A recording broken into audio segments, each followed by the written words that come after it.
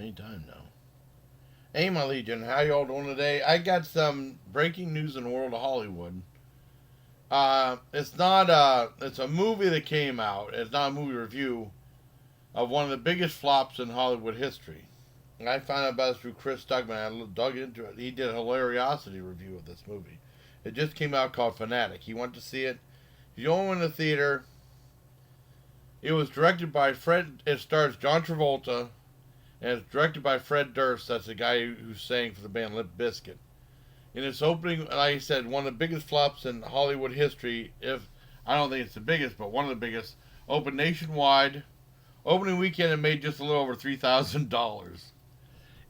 I mean, he did. It looks really, really bad. John Travolta's in a bad hairpiece. I showed that, and he was like talking real weird. He's supposed. I mean, and they said he was like.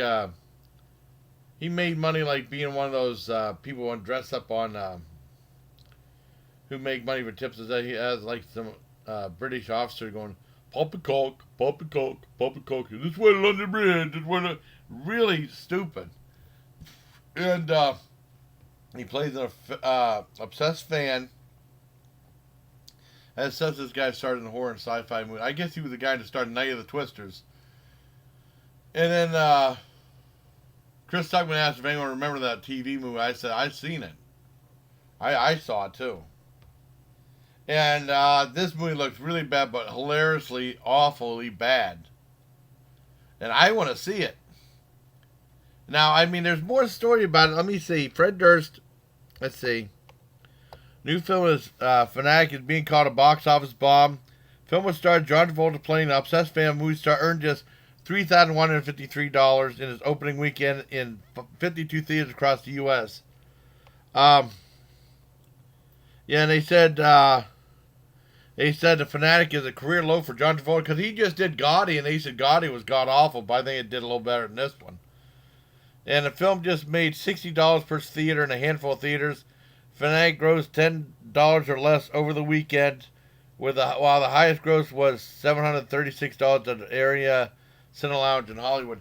I think this is going to be another room with Tommy Wiseau. But I mean, this is really bad. And there was a scene where the film Christmas. I mean, because I know most of it. I didn't know this movie existed, but I wanted to put the information out there. I mean, might be a new good bad movie to see. A movie. I mean, a guilty pleasure movie. How's that? I mean, just like The Room. I mean, it looks like it's going to be one of those types of movies. It really does. I want to share this with my friend Stephanie, though, because she likes stuff like this. But I mean, it's a huge flop. What else was I going to say? There's a scene where I don't know if Chris Stuckman add this in there, but there's a scene where the film star is driving his kid around and he starts playing Limp Bizkit's movie and said, "Yeah, I like the music back day and it's good."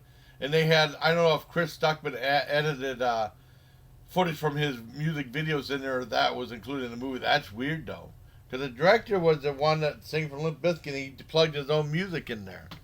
I mean, sometimes self-indulgence, but it's supposed to be a serious movie, and it wasn't really about him anyways.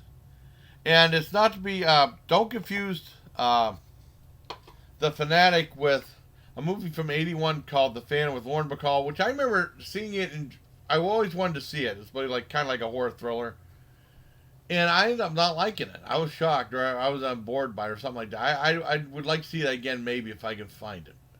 And then there was a movie called The Fan with Wesley Snipes and Robert De Niro, which was actually pretty good. A little bit silly, but I liked it. And then there was a movie called The Fanatic, which was Troma bought the rights to a great movie called Last Horror Movie, or Last Horror Film with Joe Spinell in it, which is one of my favorite movies.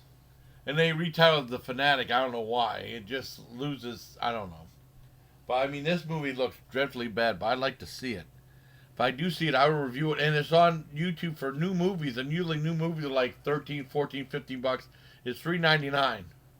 I think it's supposed to go directly to video soon. But I mean, when I see it, I don't want to pay to see. If I can see it for free, I'll check it out for free. But it looks dreadfully bad. Definitely check out Chris Stuckman's Hilariosity review to get an idea of what you're in for this movie. But It's crazy. And then I was like, oh, over $3,000. There was some soccer movie that came out. I don't know if that did better or worse than that, but over $3,100 for opening weekend.